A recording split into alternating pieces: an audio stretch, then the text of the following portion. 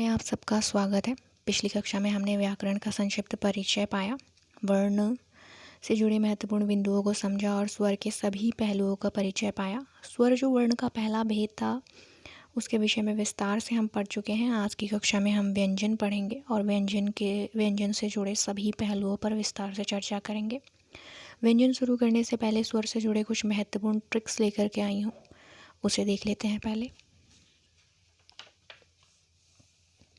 जब हमने स्वर पढ़ा था, स्वर पढ़ लेने के बाद हमने स्वर के भेद पढ़े थे। भेद जो है उसे लेकर के कुछ कन्फ्यूज़न की स्थिति रहती है कि कई आधार पर हमने उसके भेद किए और उसे याद रखने के लिए बार बार रिवीजन की ज़रूरत पड़ती है। ऐसे में ये जो ट्रिक्स हैं ये आपको बहुत मदद करेंगे उन्हें याद रखने में। तो सबसे पहले हमने स्वर का जो भेद है वो उच्चारण में लगने वाले समय और मात्रा के आधार पर स्वर का भेद किया था। इसके 3 भेद हमने पढ़े थे, ह्रस्व स्वर, दीर्घ स्वर और प्लूत स्वर। प्लूत स्वर के बारे में मैं पहले बता चुकी हूँ कि यह संस्कृत के विद्यार्थियों के लिए महत्वपूर्ण है और हिंदी के विद्यार्थियों से प्लूत स्वर से संबंधित प्रश्न नहीं पूछे जाते हैं। तो ह्रस्व स्वर और दीर्घ स्वर से संबंधित जो ट्रिक है उसमें यह है कि ह्रस्व स्वर के उच्चारण में 1 मात्रा का समय लगता है और दीर्घ स्वर के उच्चारण में 2 मात्रा का समय लगता है। ह्रस्व स्वर की संख्या 4 है, दीर्घ स्वर की संख्या 7 है। कुल 11 स्वर हमारे पास होते हैं। कुल स्वरों की संख्या 11 होती है। 1 मात्रा का समय यानी कि एक ही मात्रा इसमें लगी हुई है, आप गौर से देखेंगे तो अ, छोटी ई, छोटा ऊ और ही, इन चारों में 1 मात्रा है। जबकि जो दीर्घ स्वर हैं इसमें 2 मात्राएं आती हैं और 2 मात्राओं का समय भी लगता है। आ, दीर्घी, दीर्घु, ए, ऐ, ओ, औ, इन सब में 2 मात्रा का समय लगता है। ओष्ठ की आकृति के आधार पर हमने भेद किए थे, वृत्ताकार और अवृत्ताकार। ये बहुत ही सरल है। जब ओष्ठ की आकृति गोल हो जाती है, तो वे स्वर वृत्ताकार स्वर कहलाते हैं। और ठीक इसके विपरीत जब ओठ की आकृति गोल नहीं होती है तो ऐसे स्वर अवृत्ताकार स्वर कहलाते हैं। वृत्ताकार स्वरों की संख्या 4 होती है। इन सबको जब उच्चारित करते हैं ऊ, दीर्घु, ओ, औ को, तो होठ की आकृति जो है वो गोल बनती है। इसके ठीक विपरीत जो अवृत्ताकार स्वर होते हैं अ, आ, ई, दीर्घी, री, ए, इनके उच्चारण में होठ की आकृति गोल नहीं बनती है। जीव की क्रियाशीलता के आधार पर हमने स्वर के 3 भेद किए थे, अग्र स्वर, मध्य स्वर और पश्च स्वर। अग्र स्वर, मध्य स्वर और पश्च स्वर में केवल जो मध्य स्वर है इस बिंदु को हमें याद रखने की ज़रूरत है। अगर मध्य स्वर हमें याद रह जाता है कि मध्य स्वर अ होता है तो अन्य सभी भी बहुत सरलता से याद हो जाते हैं। मध्य स्वर हमने अ लिख लिया, अ के बाद आता है आ हम लिख लेंगे पश्च स्वर के अंतर्गत। उसके बाद क्रम से 2 समूह अग्र में और 2 समूह पश्च में लिखेंगे। क्रम से 2 समूह अग्र में और 2 पश्च में लिखेंगे। कैसे? अ हमने लिख लिया, आ हमने पश्च में लिख लिया। अब 2 के समूह बनाएंगे। आ के बाद आता है ई, दीर्घी, अग्र स्वर के अंतर्गत हमने लिख लिया। ऊ, दीर्घु, अगला युग्म आता है, इसे हमने पश्च स्वर के अंतर्गत लिख लिया। ए एक युग्म है जिसे हमने अग्र स्वर के अंतर्गत लिख लिया। इसके बाद ओ, औ आता है, इसे पश्च स्वर के अंतर्गत लिख लिया। यह तो याद रखने की एक स्थिति हुई। दूसरी और महत्वपूर्ण ट्रिक यह है कि अगर हम इन 5 स्वरों को देखें जो पश्च स्वर के अंतर्गत है आ, ऊ, दीर्घु, ओ, औ, तो इन 5 स्वरों में 3 की आकृति हमें नज़र आती है। आ में भी 3 बना हुआ है, ऊ में भी 3 बना हुआ है, दीर्घु में भी 3 बना हुआ है, ओ, औ में भी 3 बना हुआ है। तो इस तरह से यह भी एक ट्रिक है पश्च स्वर को याद रखने के लिए। तालु की स्थिति के आधार पर हमने स्वर के 4 भेद किए थे, समृद्ध स्वर, अर्ध समृद्ध स्वर, विवृत स्वर, अर्धविवृत स्वर।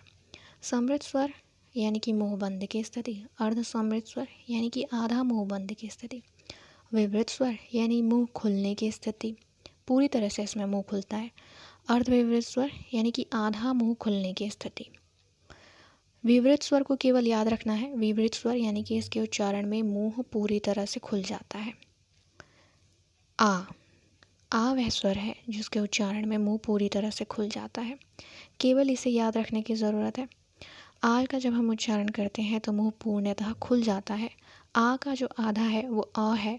तो विवृत स्वर अगर आ है तो अर्धविवृत के अंतर्गत हम अ लिख लेंगे।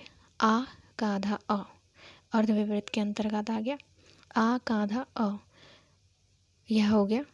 अब हमने अ और आ की स्थिति सुनिश्चित कर ली। उसके उपरांत जो स्वर आते हैं अ और आ के बाद क्रम से ई से री तक संवृत स्वर के अंतर्गत लिखे जाएंगे। ई, दीर्घी, उ, दीर्घु, री। बहुत ही सरल है। आ याद रखेंगे। विवृत स्वर आ हो गया जिसमें मुंह पूर्णतः खुलता है। उसके बाद हम उसका आधा अर्धविवृत अ में लिख लेंगे। इसके बाद इन दोनों की स्थिति सुनिश्चित हो जाने के बाद समृद्ध स्वर पर आएंगे। समृद्ध स्वर के अंतर्गत 5 लिख लेंगे। ई, दीर्घी, उ, दीर्घु और री। इसके उपरांत जो बच गए हैं, बचे हुए स्वरों में पहला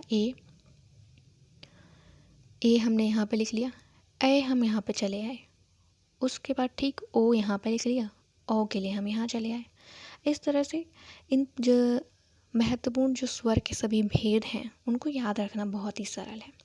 स्वर के ऊपर हमने बात की पिछली कक्षा में और अभी हमने इसके सभी ट्रिक्स को देख लिए। यह भी याद रखने के लिए बहुत ही महत्वपूर्ण है। सरलता से याद हो जाएंगे आप सबको। आगे हम देखते हैं व्यंजन। व्यंजन क्या होता है, व्यंजन के क्या भेद होते हैं, इन सभी बिंदुओं पर हम इस कक्षा में चर्चा करेंगे और वर्णमाला से जुड़ी जो भी महत्वपूर्ण बिंदु हैं उन सब पर चर्चा करेंगे। व्यंजन क्या होता है?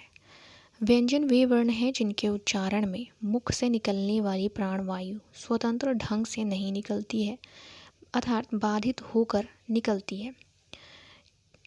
व्यंजन वर्ण जो हैं वे स्वर की सहायता से बोले जाते हैं, व लिखे जाते हैं। अब यहाँ पर जो बात कही गई है उसके अनुसार मुख से जो हवा निकलती है, जो प्राणवायु निकलती है, वह स्वतः ही बाहर नहीं निकल जाती है, बल्कि जब वो बाहर निकलती है तो किसी न किसी बाधा का सामना करते हुए निकलती है। जीवा जो है किसी न किसी मुख अवयव को छूती है। होंठ, तालू, दांत, कंठ, मूर्धा, इन अवयवों को जब जीवा छूती है तो हवा जो है कुछ पल के लिए बाधित होती है और फिर मुंह से निकलती है। तो व्यंजन वर्ण जो हैं उनके बारे में दूसरी महत्वपूर्ण बात यह है कि वे स्वर की सहायता से बोले जाते हैं। कि स्वर की सहायता से किस तरह से बोले या लिखे जाते हैं यह बात आगे स्पष्ट हो जाएगी जब हम कुछ उदाहरण देखेंगे। हिंदी वर्णमाला में मूल व्यंजनों की संख्या 33 मानी गई है। व्यंजन की कुल कितनी संख्या होती है? 33 होती है। 33 व्यंजनों में भी कुछ स्थितियाँ होती हैं, जैसे 33 व्यंजन में जो 25 व्यंजन हैं वो स्पर्शी या वर्गीय व्यंजन कहलाते हैं। इन व्यंजनों के उच्चारण में जीवा किसी न किसी मुख अवयव को स्पर्श जरूर करती है, इसलिए स्पर्शी व्यंजन कहलाते हैं। और पंक्ति व कॉलम में 5-5 की संख्या में व्यंजन व्यवस्थित होते हैं, इसलिए वर्गीय भी कहलाते हैं, वर्गीय व्यंजन भी कहलाते हैं। व्यंजन को समझ लेने के बाद कि व्यंजन क्या होता है, व्यंजन का अर्थ क्या होता है, व्यंजन की परिभाषा क्या होती है, उसके बाद व्यंजन के जो भेद होते हैं उसे समझने के लिए वर्णमाला को समझना आवश्यक है। आइए देखते हैं वर्णमाला क्या होती है। वर्णों के व्यवस्थित समूह को वर्णमाला कहा जाता है। हिंदी वर्णमाला में मानकीकृत वर्णों की संख्या 56 मानी गई है, जो इस प्रकार से है। वर्णमाला के अंतर्गत क्या क्या है यह देख लेते हैं। वर्णों के नाम, वर्ण और उनकी संख्या। स्वर की कुल संख्या कितनी होती है? 11। स्वर के ऊपर हम विस्तार से चर्चा कर चुके हैं। पुनः देख लेते हैं कौन कौन से स्वर होते हैं। अ, आ, ई, दीर्घी, उ, दीर्घु, री, ई, ए, ओ, औ। स्पर्शी और वर्गीय व्यंजन कौन से होते हैं? इसके ऊपर हम स्पर्शी व्यंजन क्या होता है या वर्गीय व्यंजन क्या हो चुका है वो हम यहाँ पढ़ चुके हैं। क्योंकि किसी न किसी मुख अवयव को स्पर्श करते हैं ये सभी व्यंजन, इसलिए स्पर्शी व्यंजन कहलाते हैं। और 5-5 के क्रम में हैं, कॉलम में भी 5, पंक्ति में भी 5, तो यह एक वर्ग का निर्माण करते हैं, इसलिए इन्हें वर्गीय व्यंजन भी कहा जाता है। जो पहला वर्ग है उसका क्या नाम है? क वर्ग नाम है। कौन कौन से व्यंजन है क वर्ग में? क, ख, ग, घ, अंग। च वर्ग, माफ़ कीजिए यहाँ पे ख लिखा हुआ है लेकिन ये च वर्ग है। च वर्ग, दूसरा जो वर्ग है वो च वर्ग है। च वर्ग के अंतर्गत कौन कौन से व्यंजन है?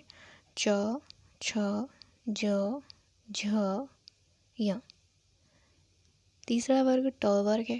ट वर्ग के अंतर्गत ट, ठ, ड, ढ, अण। त वर्ग के अंतर्गत त, थ, द, ध, न। प वर्ग के अंतर्गत प, फ, ब, भ, म। इसके बाद जो 4 आते हैं वह अंतस्थ व्यंजन कहलाते हैं। य, र, ल, व, इनकी संख्या 4 होती है। ऊष्म व्यंजन 4 होते हैं। तालव्य श, मूर्धन्य श, दंत्य श और ह। अब अगर इनकी संख्या जोड़ी जाए, 11 स्वर, 25 स्पर्शी या वर्गीय व्यंजन, 4 अंतस्थ व्यंजन, 4 ही ऊष्म व्यंजन, इन सबको जोड़ के हमें 44 प्राप्त होता है। इन 44 वर्णों को मूल वर्ण भी कहा जाता है। अगर प्रश्न आए कि मूल वर्णों की संख्या कितनी होती है, तो मूल वर्णों की संख्या 44 होती है। आगे देखते हैं।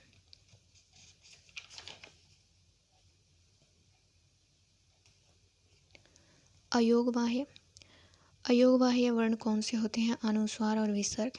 इसके बारे में हम पहले चर्चा कर चुके हैं स्वर जब हम पढ़ रहे थे। अयोगवाह्य वर्णों की संख्या 2 होती है। संयुक्ताक्षर की संख्या 4 होती है। श, त्र, ज्ञ, श्र। ताड़नजात या उत्क्षिप्त वर्ण, ट वर्ग के जो 2 वर्ण होते हैं ढ और ढ, इनके नीचे बिंदु लगाकर ताड़नजात वर्ण बना लिए जाते हैं। इनकी संख्या 2 होती है। हिंदी में कुल वर्णों की संख्या 52 है। यदि प्रश्न आए कि हिंदी में कुल वर्णों की संख्या कितनी होती है, तो कुल वर्णों की संख्या 52 है। इसमें 4 विदेशी वर्ण जोड़ दिए जाते हैं, ख, ज, फ, औ। 4 विदेशी वर्ण जोड़ करके इनकी संख्या 56 बना ली जाती है और वर्णों की मानक संख्या 56 हो जाती है। यहाँ जो ये बिंदु आ रहे हैं अयोगवाह्य, संयुक्ताक्षर, ताड़नजात, प्रश्न उठता होगा मन में कि ये क्या है। तो अयोगवाह्य, संयुक्ताक्षर, ताड़नजात और विदेशी वर्ण, इन सभी बिंदुओं पर हम विस्तार से चर्चा करेंगे आगे। यहाँ केवल वर्णमाला और वर्णमाला की संख्या को स्पष्ट किया गया है। वर्णमाला से संबंधित उच्चारण कि इन ध्वनियों का उच्चारण किस प्रकार से होता है, इन्हें पढ़ा किस प्रकार से जाता है, इन सबको, तो इसके बारे में भी कुछ महत्वपूर्ण बिंदु हैं जिसे जान लेना आवश्यक है। र जो वर्ण होता है अंतस्थ वर्ण में, अंतस्थ व्यंजन में जो र वर्ण है, जो र व्यंजन है, इसे रेफ वर्ण कहा जाता है। र को रेफ वर्ण कहा जाता है। जबकि अन्य सभी व्यंजनों में कार प्रत्यय जोड़कर संबोधित किया जाता है उन्हें। जैसे क को अगर हमें उच्चारण करना है, प्रश्न आए कि ज़्यादातर इस तरह के प्रश्न इंटरव्यू में ही पूछे जाते हैं। जैसे इंटरव्यूअर आपके सामने क लिख देंगे और बोलेंगे कि बताइए इसे क्या कहते हैं, तो आप इसे क से कबूतर नहीं कहेंगे, इसे ककार कहा जाएगा। छोटी कक्षाओं में जैसे हम पढ़ते हैं क से कबूतर, ख से खरगोश, तो यह केवल एक याद रखने का तरीका होता है वर्णमाला को, लेकिन उच्चारित करने या संबोधित करने का यह सही तरीका नहीं होता है। तो जब प्रश्न आए कि इसे क्या कहते हैं, क को क्या कहते हैं, तो उत्तर होगा ककार। ख को खकार, कार प्रत्यय जोड़ेंगे इनके पीछे। जितने भी व्यंजन हैं उनके पीछे कार प्रत्यय जोड़ेंगे। स्वरों की भी यही स्थिति है, जब इनका उच्चारण करेंगे तो इनके पीछे भी अकार, आकार, ईकार, ईकार, ऊकार, कार प्रत्यय जोड़ेंगे। केवल जो र वर्ण है, केवल जो र व्यंजन है, उसको रेफ वर्ण कहा जाता है।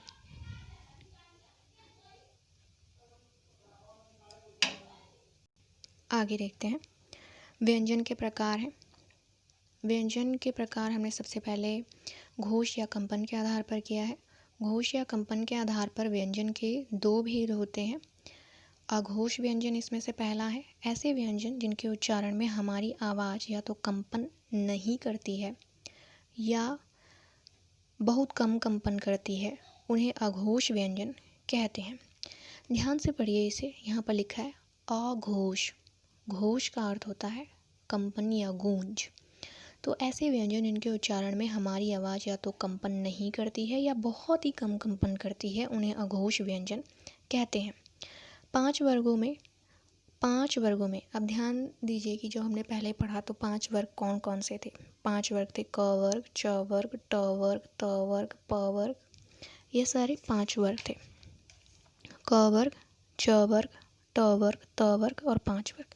तो ये 5 जो वर्ग हैं, इन पांचों वर्गों में प्रथम जो वर्ण है 2 वर्ण और ऊष्म व्यंजनों में ह को छोड़कर अन्य तीनों शकार अघोष व्यंजन होते हैं। अब कौन कौन से प्रथम 2 हो जाएंगे, जैसे क वर्ग में क और ख हो गया, च वर्ग में च छ हो गया, ट वर्ग में ट ठ हो गया, त वर्ग में त थ हो गया, प वर्ग में प फ हो गया। और जो ऊष्म व्यंजन है, ऊष्म व्यंजनों में तालव्य श, मूर्धन्य श और दंत्य श, ह को इसमें शामिल नहीं किया गया है। इस प्रकार से अघोष व्यंजनों की कुल संख्या कितनी होती है? 13 होती है। आइए दूसरा बिंदु देखते हैं। घोष या कंपन के आधार पर व्यंजन का दूसरा भेद है सघोष व्यंजन। सघोष वे व्यंजन है जिनके उच्चारण में मानव मुख से निकलने वाली ध्वनि कंपन करती है। ठीक उसके विपरीत अघोष व्यंजन में ध्वनि कंपन नहीं करती है और सघोष व्यंजन में ध्वनि कंपन करती है। सभी स्वर, सभी वर्गों के अंतिम 3 व्यंजन, अंतस्थ व्यंजन, ऊष्म व्यंजन ह, जैसे पहले हमने पहले भेद के अंतर्गत ह को छोड़ दिया था, यहाँ हमने उसे शामिल किया है, सघोष व्यंजन के अंतर्गत आते हैं। सघोष व्यंजनों की संख्या कुल कितनी है? तो 31 है। बचे हुए, कहने का मतलब कि अघोष व्यंजन के अंतर्गत जो 13 व्यंजन आए हैं अघोष व्यंजन के अंतर्गत, उन 13 को छोड़ करके बचे हुए सभी स्वर और सभी व्यंजन सघोष व्यंजन के अंतर्गत शामिल हो जाएंगे। जैसे क वर्ग का प्रथम 2 वर्ण छोड़ करके जो अंतिम 3 हैं ग, घ, अंग, च वर्ग का अंतिम 3 ज, झ, य, ट वर्ग का अंतिम 3 ड, ढ, अण, त वर्ग का अंतिम 3 द, ध, न, प वर्ग का अंतिम 3 ब, भ, म, अंतस्थ व्यंजन य, र, ल, व और ऊष्म व्यंजन का ह। अ वर्ग के 11 माफ कीजिए स्वरों में सभी स्वर अ से लेकर औ तक जो 11 स्वर हैं वे सभी सघोष व्यंजन के अंतर्गत शामिल हुए हैं। व्यंजन का दूसरा वर्गीकरण है प्राणवायु के आधार पर। प्राणवायु के आधार पर भी व्यंजन के 2 भेद होते हैं, जिसमें से पहला भेद है अल्प प्राण व्यंजन। वे व्यंजन जिनके उच्चारण में मानव मुख से निकलने वाली प्राणवायु अल्प या न्यून मात्रा में निकलती है, उन व्यंजनों को अल्प प्राण व्यंजन कहा जाता है। सभी स्वर, सभी वर्गों के पहले, तीसरे और 5वें नंबर के जो वर्ण हैं अंतस्थ व्यंजन भी अल्प प्राण कहलाते हैं। कुल अल्प प्राण वर्णों की संख्या कितनी होती है? 30 होती है। सभी स्वर अ, आ, ई, दीर्घ, उ, दीर्घ, री, ए, ऐ, ओ, औ। ये हो गया। उसके बाद हमने देखा था कि पहला, तीसरा और 5वें नंबर के जो वर्ण हैं पहला, तीसरा और 5वें नंबर के। तो क, ग, ङ, च, ज, य, ट, ड, न, त, द, न, प, ब, म, य, र, ल, व सभी अंतस्थ व्यंजन। ये सभी हो गए हैं अल्प प्राण व्यंजन। अब इसके अतिरिक्त जो बच जाएगा वो हो जाएगा महाप्राण व्यंजन। महाप्राण व्यंजन प्राणवायु के आधार पर व्यंजन का दूसरा भेद है। आइए देखते हैं महाप्राण व्यंजन क्या होता है। वे व्यंजन जिनके उच्चारण में मानव मुख से निकलने वाली प्राणवायु अधिक मात्रा में बाहर निकलती है महाप्राण कहलाते हैं। बहुत ही सरल है, बिल्कुल विपरीत। अल्प प्राण में कम वायु मुख से बाहर निकलती है और महाप्राण में अधिक मात्रा में वायु मुख से बाहर निकलती है। सभी वर्गों के दूसरे और चौथे नंबर के वर्ण तथा सभी ऊष्म व्यंजन महाप्राण कहलाते हैं। महाप्राण वर्णों की कुल संख्या कितनी है? 14 है। कौन कौन से हैं? ख, घ, ज, झ, ठ, द, ध, थ, ध, फ, भ, तालव्यश, मूर्धन्यश, दंत्यश, ह। ये सभी महाप्राण व्यंजन हैं। अभी तक हमने जाना कि व्यंजन क्या है, व्यंजन के भेद हमने पढ़े और वर्णमाला पढ़ी। अब जो वर्णमाला में कुछ महत्वपूर्ण बिंदु आए थे, एक बार पुनः देख लीजिए कौन कौन से बिंदु। तो वर्णमाला के अंतर्गत जो ये बिंदु आए हैं, अयोगवाह, संयुक्ताक्षर, तारण जात इत्यादि, इन बिंदुओं की अब हम चर्चा कर लेते हैं कि ये क्या होते हैं और किस प्रकार से वर्णमाला में शामिल किए गए हैं। हिंदी वर्णमाला के महत्वपूर्ण बिंदु। संयुक्ताक्षर सबसे पहले हम देखेंगे। वे वर्ण जिनमें 2 व्यंजन और 1 स्वर होते हैं संयुक्ताक्षर कहलाता है। हिंदी वर्णमाला में संयुक्ताक्षरों की संख्या कितनी है? 4 है। कौन कौन से हैं संयुक्ताक्षर वह देख लेते हैं। ये जो 4 संयुक्ताक्षर हैं, श, ज्ञ, त्र और श्र, इसमें 2 व्यंजन कौन कौन से हैं और स्वर किस प्रकार से जुड़ा हुआ है वह देख लेते हैं। श लिखने के लिए क, हलंत क, जोड़ हलंत, मूर्धन्य श, जोड़ अ, इनको जोड़ करके हमें छ मिलता है। इसे इस प्रकार से भी लिखा जा सकता है, हलंत क जोड़ मूर्धन्य श। अब देखिए कि ये जो 2 हैं वो व्यंजन हैं, हलंत क और हलंत मूर्धन्य श, जबकि स्वर एक है। इसी प्रकार से बाकी बचे संयुक्ताक्षर भी बनाए जाते हैं। ज्ञ को बनाने के लिए ज, हलंत ज, जोड़ हलंत य, जोड़ अ को जोड़ करके हम ज्ञ बनाते हैं। हलंत ज, जोड़ य, इसे इस प्रकार से भी लिखा जा सकता है। त्र के लिए हलंत त, जोड़ हलंत र, जोड़ अ, हलंत त और र, इसे इस प्रकार से भी लिखा जा सकता है। तालव्य श, जोड़ हलंत तालव्य श, जोड़ हलंत र, जोड़ा। तो इन सब में हमने देखा कि 2 व्यंजन और 1 स्वर है। 2 व्यंजन और 1 स्वर को जोड़ करके संयुक्ताक्षर बनाया जाता है। हिंदी वर्णमाला में केवल 4 संयुक्ताक्षर हैं, किंतु हिंदी भाषा में, क्योंकि हिंदी भाषा अथाह समुद्र जैसी है जिसमें इतने अनगिनत शब्द हैं, तो उसमें जो संयुक्ताक्षरों की संख्या है वह भी 4 से कहीं अधिक है। लेकिन अगर प्रश्न आए कि हिंदी वर्णमाला में संयुक्ताक्षरों की संख्या कितनी है, तो इसका उत्तर 4 होगा। कौन कौन से हैं संयुक्ताक्षर? तो यहाँ लिखे गए हैं छ, ज्ञ, त्र, श्र।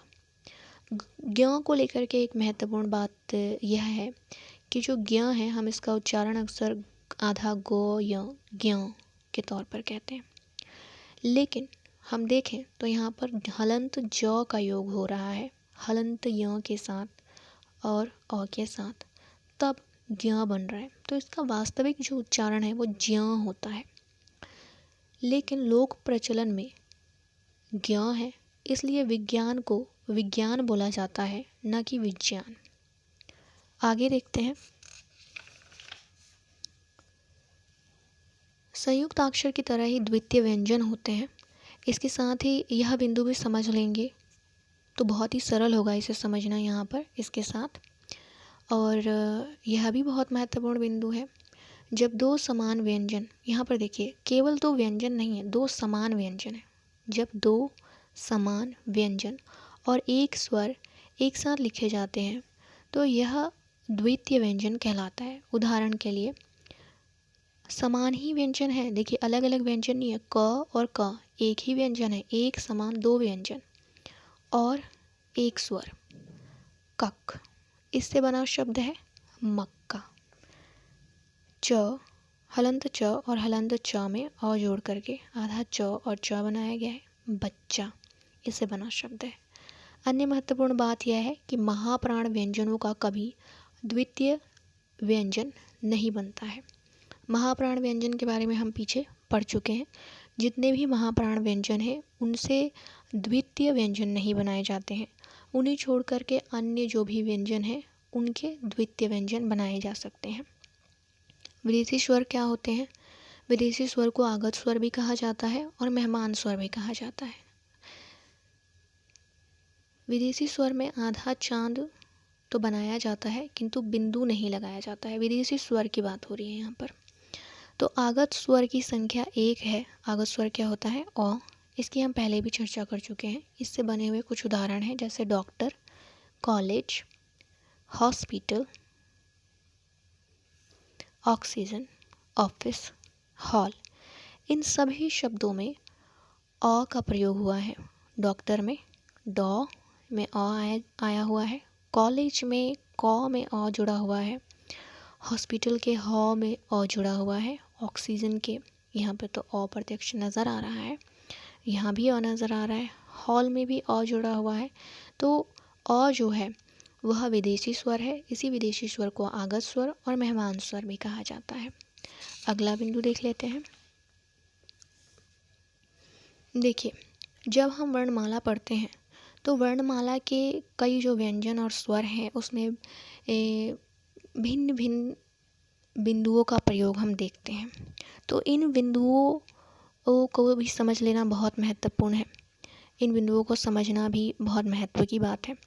इन बिंदुओं को क्या कहा जाता है, किस जगह पर अगर बिंदु लगा दी जाए तो उसका क्या अर्थ हो जाता है, इन सारे पहलुओं पर भी चर्चा आवश्यक है। बहुत गहरी और बारीक बातें हैं ये, परीक्षा के दृष्टिकोण से बहुत ही महत्वपूर्ण। स्वर और व्यंजन के साथ प्रयुक्त विभिन्न बिंदु। देखिए, यह है शिरोरेखा और यह है खड़ी पाई। अधिकांश व्यंजन जो है या सभी इसी स्थिति में लिखे जाते हैं। शिरोरेखा के नीचे, कुछ खड़ी पाई के साथ और कुछ खड़ी पाई के बिना, जैसे गोल वर्ण इत्यादि होते हैं। तो अगर खड़ी पाई के ऊपर बिंदु लग गई तो इसे क्या कहा जाएगा? खड़ी पाई के नीचे तो इसे क्या कहा जाएगा? दाईं ओर लगे तो क्या कहा जाएगा? बाईं ओर। या पहले लग जाए व्यंजन से तो क्या कहा जाएगा? इन सारी स्थितियों को हम समझेंगे। पहला बिंदु है पंचमाक्षर बिंदु। क वर्ग के 5वें अक्षर पर पंचमाक्षर बिंदु का प्रयोग होता है। क वर्ग हम पीछे पढ़ चुके हैं। क वर्ग में 5 व्यंजन होते हैं और जो 5वां अंतिम व्यंजन है उसको पंचमाक्षर कहा जाता है और इसी पंचमाक्षर पर जो बिंदु का प्रयोग होता है उसे पंचमाक्षर बिंदु कहा जाता है। हिंदी वर्णमाला में यह बिंदु केवल एक व्यंजन पर प्रयुक्त होता है। पंचमाक्षर बिंदु व्यंजन के आगे लगाया जाता है। किस प्रकार से देख लीजिए, यह जो है वो क वर्ग का 5वां अक्षर है, 5वां व्यंजन है और इसके आगे यहाँ यह बिंदु लगी हुई है। इसी बिंदु को हम कहते हैं पंचमाक्षर बिंदु। विदेशी व्यंजन या जो आगत व्यंजन है उनके साथ नुक्ता चिन्ह का प्रयोग होता है। देख लेते हैं नुक्ता चिन्ह क्या होता है। यह खड़ी पाई है। खड़ी पाई के माफ़ कीजिए, ये शिरोरेखा है। शिरोरेखा के नीचे खड़ी पाई, खड़ी पाई के साथ जो व्यंजन लिखा जाएगा उसे ठीक पूर्व एक बिंदी लगाई जाएगी। इसी बिंदु को नुक्ता कहते हैं। आरंभ में हिंदी वर्णमाला में विदेशी या आगत व्यंजनों की संख्या 5 मानी जाती थी। कितनी मानी जाती थी? 5 मानी जाती थी, जो कि निम्नलिखित है: क, ख, ग, ज, फ। क से ठीक पहले यह जो बिंदी है, ख से ठीक पहले, ग से ठीक पहले, ज से पहले, फ से पहले, इसी बिंदु को, इसी चिन्ह को नुक्ता कहा जाता है, नुक्ता चिन्ह कहा जाता है। किंतु वर्तमान में, यह तो बात हुई पहले की, आरंभ की, कि 5 माने जाते थे विदेशी व्यंजन या आगत व्यंजन। किंतु वर्तमान में एनसीईआरटी द्वारा केवल 3 को ही हिंदी वर्णमाला के अंतर्गत शामिल किया गया है।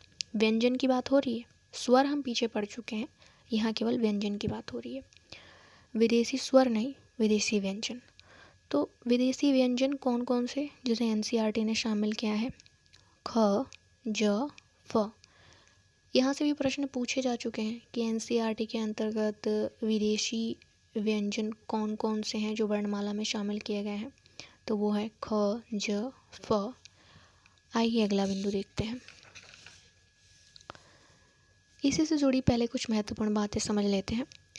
नुक्ता का चिन्ह व्यंजन से पहले लगाया जाता है। यह हम पीछे देख लिए हैं कि नुक्ता का जो चिन्ह है वो व्यंजन से पहले लगाया जाता है। हिंदी की वर्णों के पहले जब नुक्ता का चिन्ह लगाया जाता है तो ये सभी अरबी फारसी के वर्ण माने जाते हैं। नुक्ता का चिन्ह लग जाने पर ये वर्ण संघर्षी व स्पर्शी दोनों ही वर्गों में आते हैं। नुक्ता चिन्ह के साथ विदेशी व्यंजन से बने शब्द के उदाहरण: क,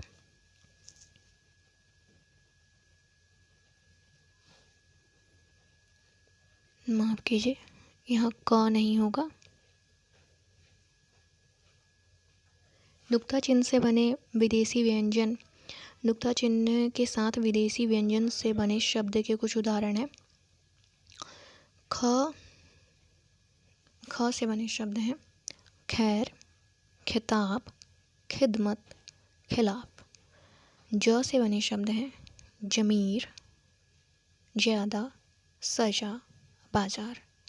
फ से बने शब्द हैं फ़र्ज, फर्जी, फीसदी। इन सभी में ख, ज, फ के नीचे नुक्ता चिन्ह का प्रयोग किया गया है।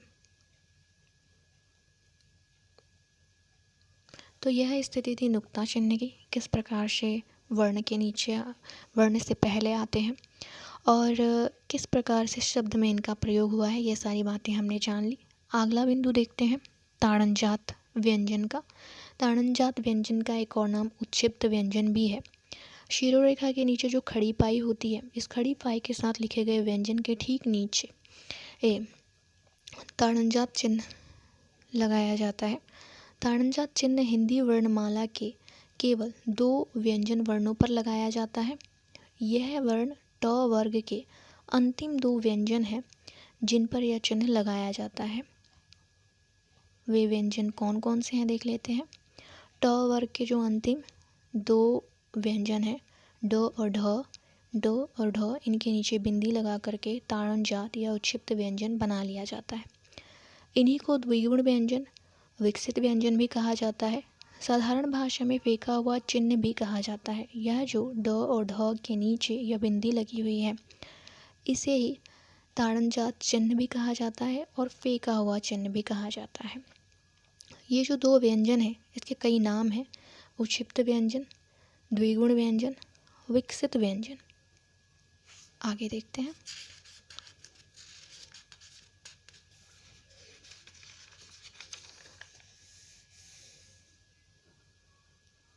ताड़नजात व्यंजनों को स्वर रहित नहीं किया जा सकता है। नियम अनुसार एक ही स्थान पर 2 भिन्न भिन्न चिन्हों का प्रयोग नहीं किया जा सकता है। किसी व्यंजन को स्वर रहित करने के लिए आधा करने के लिए व्यंजन के नीचे हलंत का चिन्ह लगाया जाता है। जैसे क एक व्यंजन है, इसको आधा करने के लिए, यानी कि अ को इससे अलग निकालने के लिए हल का चिन्ह लगाया जाता है। यह जो क के नीचे यह चिन्ह बना है इसे हल का चिन्ह कहा जाता है, हलंत कहा जाता है। किंतु ताड़नजात व्यंजन के नीचे पहले से ही ताड़नजात चिन्ह लगे होते हैं। जैसे ड और ढ के नीचे हमने बिंदी लगा करके यह चिन्ह बना दिए हैं। यह बिंदी जो है चिन्ह है, ताड़नजात चिन्ह है। और क्योंकि वे इन दो व्यंजनों के नीचे पहले से ही चिन्ह मौजूद है, इसलिए इसके साथ हल का चिन्ह नहीं लगाया जा सकता है। जैसे क के नीचे हल का चिन्ह लगा हुआ है, इनके नीचे हल का चिन्ह नहीं लगाया जा सकता है। इसलिए इन्हें आधा भी करके नहीं लिखा जा सकता है, स्वर रहित नहीं किया जा सकता है। इनके विषय में दूसरी महत्वपूर्ण बात है, हिंदी भाषा में ताड़नजात व्यंजनों से किसी शब्द की शुरुआत नहीं होती है, अर्थात ताड़नजात व्यंजन किसी शब्द का प्रथम वर्ण नहीं होते हैं। ये सदैव शब्द के मध्य या अंत में आते हैं। ताड़नजात व्यंजन से बने हुए शब्द चिड़िया, सड़क, आषाढ़। तो यह कुछ उदाहरण हो गए ताड़नजात व्यंजन से बने शब्दों के। अगला बिंदु देखते हैं।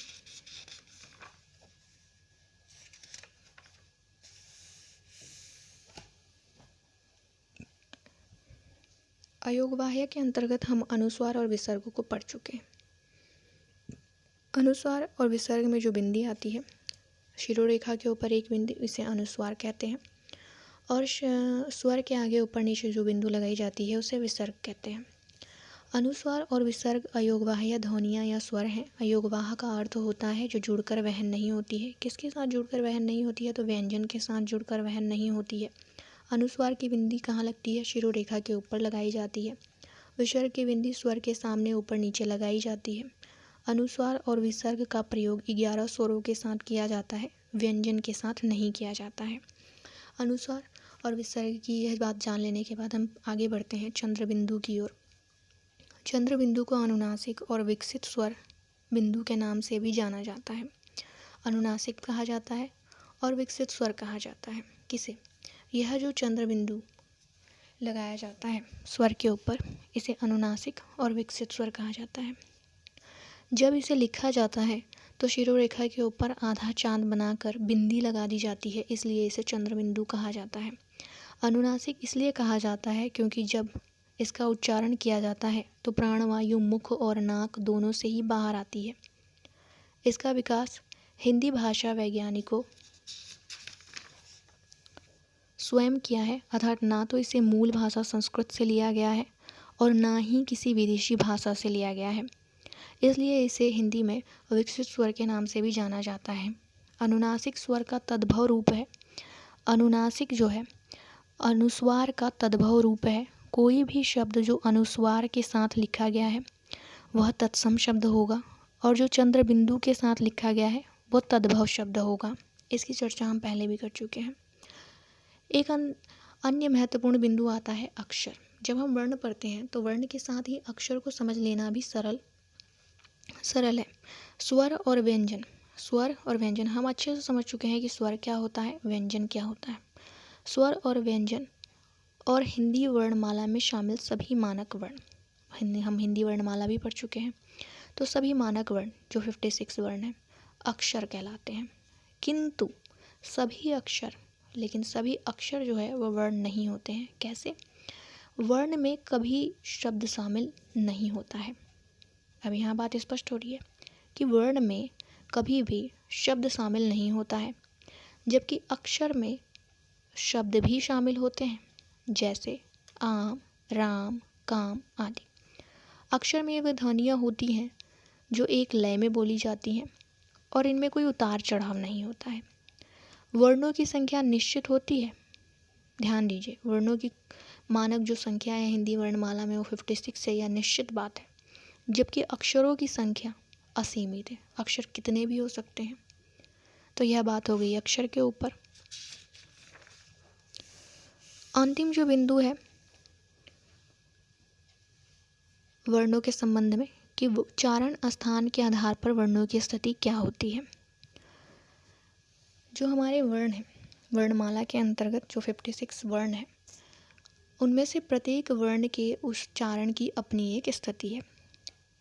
मुंह के जो अवयव हैं, कंठ, तालु, मूर्धा, दांत, ओंठ, इन्हीं से इन परस्पर जीवा की इन्हीं से एक क्रिया होती है जिसके माध्यम से इन वर्णों का उच्चारण होता है। तो वो देख लेते हैं। उच्चारण नाम और यह उच्चारण स्थान। उच्चारण स्थान कंठ, तालव्य, मूर्धा, दंत्य, ओष्ठ, कंठ तालव्य, कंठौष्ठ्य, दंतौष्ठ्य, अलिजीवा, नासिक्य है। इनसे किन किन वर्णों का उच्चारण होता है और उन्हें किस नाम से जाना जाता है। ये बहुत ही आसान है याद रखना, बिल्कुल क्रम में है सारी बिंदु। इन बिंदुओं को गौर कीजिएगा। कंठ से किस प्रकार से उच्चारित होते हैं और कौन कौन से उच्चारित होते हैं वह देख लेते हैं। क वर्ग जो है, देखिए कंठ में क है और यहाँ कंठ जो उच्चारण स्थान है उससे सबसे पहले कौन सा वर्ण आता है, तो जो पूरा का पूरा क वर्ग है वो कंठ से उच्चारित होता है। क वर्ग के अलावा स्वरों से हमने कंठ में शामिल किया है अ और आ और इसके अलावा विसर्ग।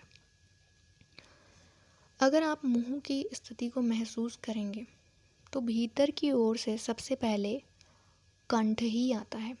कंठ के बाद आता है तालु, तालु के बाद आता है मूर्धा। मूर्धा यानी कि जो मसूड़े होते हैं जिसमें दांत लगे होते हैं, मूर्धा यानी मसूड़े, मूर्धा आता है। मूर्धा के बाद आता है दंत और दांत के बाद आता है होंठ या होष्ठ। सबसे बाद में होंठ। सबसे पहले कंठ भीतर की ओर, गले में कंठ। तो कंठ से उच्चारित होने वाले वर्ण कौन कौन से हैं? क वर्ग है, अ आ है, विसर्ग है। क के बाद कौन सा वर्ग आता है? च वर्ग आता है। और कंठ के बाद कौन सा मुख का हिस्सा आता है? तालु आता है। तो च वर्ग आ गया तालु के अंतर्गत, तालव्य के अंतर्गत। च वर्ग और आ के बाद ई दीर्घ ई है। अंतस्थ में हमने लिया है य और ऊष्म व्यंजन में हमने लिया है तालव्य श। इसका जब हम उच्चारण करते हैं, बोलते हैं, तभी इसको तालव्य श बोला जाता है। तालु के बाद आता है मूर्धा। अगर हम अपनी मुंह की स्थिति को देखें तो तालु के बाद आता है मूर्धा, मसूड़े। क वर्ग हो गया, च वर्ग हो गया। अगला वर्ग है ट वर्ग। ट वर्ग किसके अंतर्गत आएगा? मूर्धा के अंतर्गत आएगा, मूर्धन्य के अंतर्गत आएगा। अ आ हो चुका है, ई दीर्घ ई हो गया है। इसी क्रम में अब आगे क्या आता है? री, ट वर्ग के साथ री। अंतस्थ में य हो चुका है, उसका अगला र, ट वर्ग के साथ मूर्धन्य के अंतर्गत आएगा। तालव्य श के बाद मूर्धन्य श आता है, वो हमने यहाँ लिख लिया। मूर्धा के बाद दंत्य, दंत्य के अंतर्गत त वर्ग आता है। क वर्ग, च वर्ग, ट वर्ग हो चुके हैं, अगला त वर्ग। ली लिखा गया है लेकिन ज़्यादा महत्वपूर्ण नहीं है। य र ल, ठीक है, इसी क्रम में हम याद रखेंगे। तालव्य श हो गया, मूर्धन्य श हो गया और यह हो गया दंत्य श। ओष्ठ से प वर्ग का उच्चारण होता है। प वर्ग, उ, दीर्घ उ। जब हमने स्वरों का विभाजन किया था तब भी हमने देखा था वृत्ताकार के अंतर्गत ओष्ठ की आकृति गोल बनती है, उ, दीर्घ उ इसके अंतर्गत आते हैं। यहाँ पर आ गए हैं। बचे हुए जो स्वर हैं और जो व्यंजन हैं उनकी स्थिति देख लेते हैं। बचे हुए में क वर्ग हो चुका, ट, च, त सभी पांचों वर्ग आ चुके हैं। स्वर में ज़्यादातर आ चुका है अ, आ, ई दीर्घ ई, री, उ दीर्घ उ आ चुका। बच गए ए, ए, ओ, औ। तो इनकी स्थिति देख लेते हैं। इनका उच्चारण होता है कंठ और तालु दोनों से। ए, ए का उच्चारण कंठ और तालु दोनों से होता है, इसको नाम दिया गया कंठ तालव्य। ओ, औ का उच्चारण कंठ और ओष्ठ दोनों से होता है, इसे नाम दिया गया कंठौष्ठ्य। व अंतस्थ में य, र, ल,